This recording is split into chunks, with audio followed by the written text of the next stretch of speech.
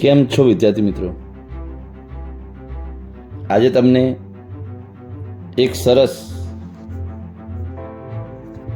વાત કહેવાનો છું. તે આવનારી એક્ઝામ માટે ખૂબ જ અગત્યની છે. એકવાર બે મિત્રો જંગલમાંથી પસાર થતા હતા. તે દરમિયાન આકાશમાંથી આકાશવાણી થઈ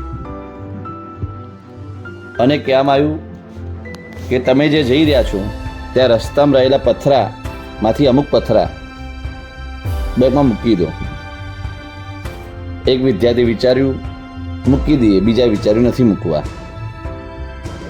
થોડા આગળ ગયા, ફરીથી મિત્રો ફરીથી આકાશવાણી થઈ.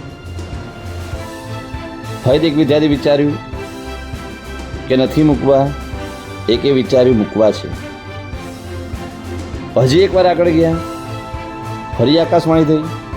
ફરીથી જ કહેવામાં આવ્યું કે રહેલા પથ્થરા બેગમાં મૂકી દો. તો મિત્રો છેલ્લે બન્યું એવું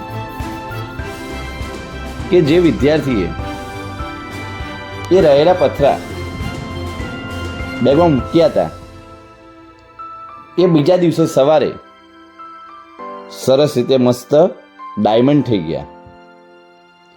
એટલે કહેવાનો મેસેજ એ છે કે જો અત્યારે તમને મા બાપ અને ગુરુના શબ્દો થોડા કઠોર લાગશે કારણ કે પરીક્ષા છે, તો સમજો જે રીતના ઓલા પથ્થરા ડાયમંડ થઈ ગયા એના વાક્યો પણ આવનારા ભવિષ્યમાં સરસ ડાયમંડ થઈ જશે. Best of luck.